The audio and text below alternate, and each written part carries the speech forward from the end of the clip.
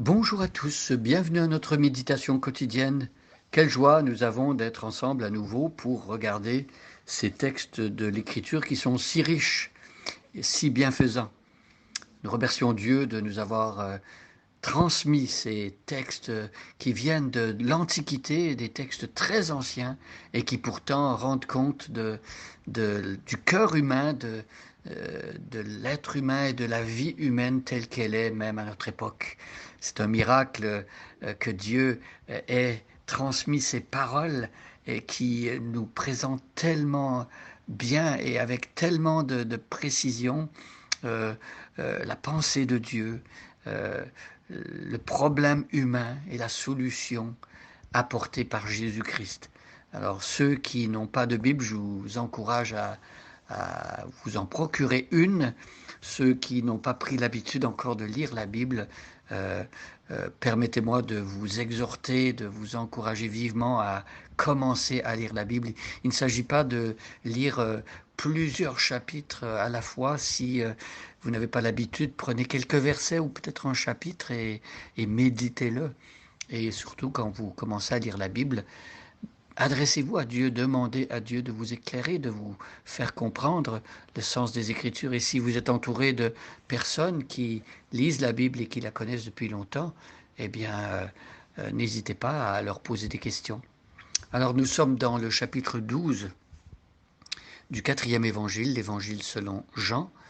Nous avions parcouru les 15 premiers versets où au départ on était à 6 jours de la fête de Pâques et au fil de cette première section, euh, l'apôtre Jean nous décrit ce qui se passait 5 jours avant Pâques et encore là, depuis le verset 16, nous sommes donc quelques jours à peine avant la fête de Pâques, qui est une fête primordiale dans la foi juive.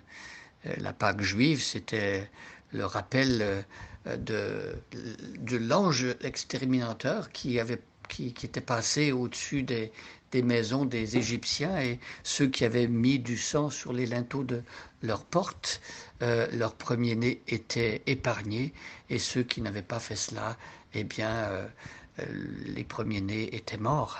Et les Juifs avaient reçu la consigne de Moïse de mettre du sang sur les linteaux, qui est le symbole aussi du sang de Jésus-Christ, qui nous évite la condamnation. Et nous sommes épargnés par le jugement de Dieu quand le sang de Jésus-Christ couvre notre vie, quand nous croyons en son sacrifice. Donc je lis à partir du verset 16, Jean chapitre 12, et nous allons nous arrêter au verset 26, et aujourd'hui, nous allons commencer à méditer le verset 17. Alors je lis. Ses disciples ne comprirent pas d'abord ces choses, mais lorsque Jésus eut été glorifié, ils se souvinrent qu'elles étaient écrites de lui et qu'il les avait accomplies à son égard. Tous ceux qui étaient avec Jésus quand il appela Lazare du sépulcre et le ressuscita des morts lui rendaient témoignage, et la foule vint au-devant de lui parce qu'elle avait appris qu'il avait fait ce miracle. Les pharisiens se dirent donc les uns aux autres, vous voyez que vous ne gagnez rien, voici le monde est allé après lui. Quelques Grecs, du nombre de ceux qui étaient montés pour adorer pendant la fête, s'adressèrent à Philippe de Bethsaïda en Galilée et lui dirent avec insistance, Seigneur, nous voudrions voir Jésus. Philippe alla le dire à André, puis André et Philippe le dirent à Jésus. Jésus leur répondit, l'heure est venue où le Fils de l'homme doit être glorifié. En vérité, je vous le dis, si le grain de blé qui est tombé en terre ne meurt, il reste seul, mais s'il meurt, il porte beaucoup de fruits. Celui qui aime sa vie la perdra, et celui qui est sa vie dans ce monde la conservera pour la vie éternelle. Si quelqu'un me sert, qu'il me suive. Et là où je suis, là aussi sera mon serviteur. Si quelqu'un me sert, le Père l'honorera. Jusqu'ici notre lecture, et je reviens sur le texte qu'on a vu hier, brièvement.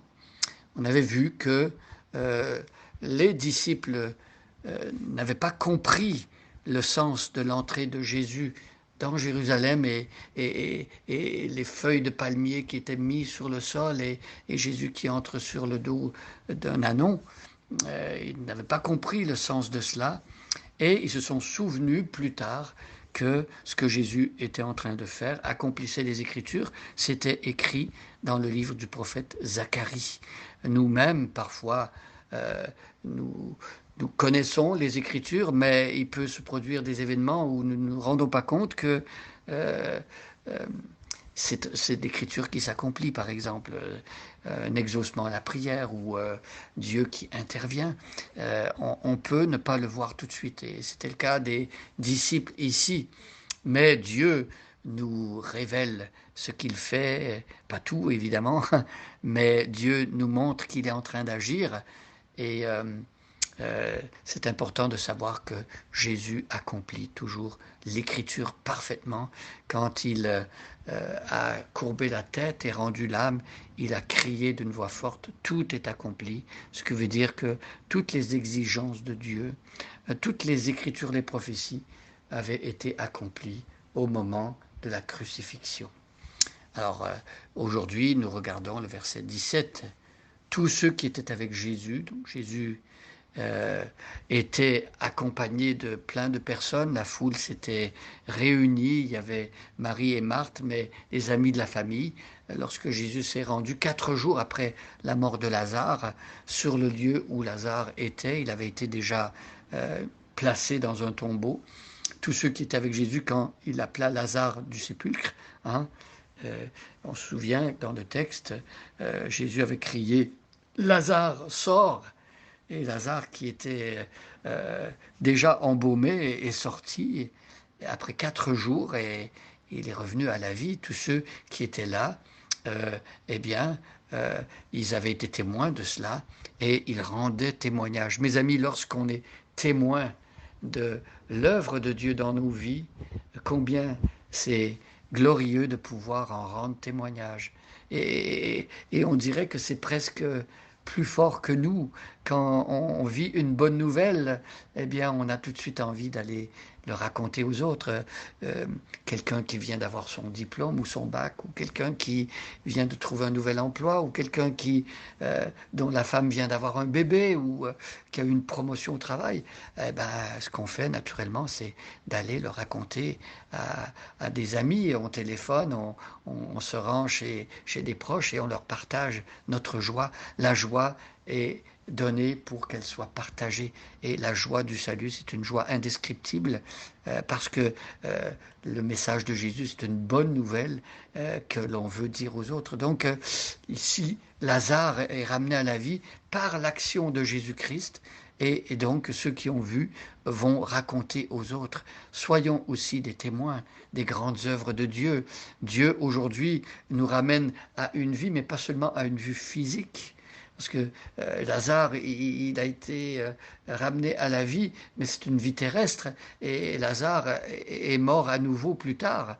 Mais la vie que Jésus donne, et c'est ce que Jésus avait dit à Marthe, je suis la résurrection et la vie, celui qui croit en moi vivra quand bien même il serait mort, crois-tu en cela?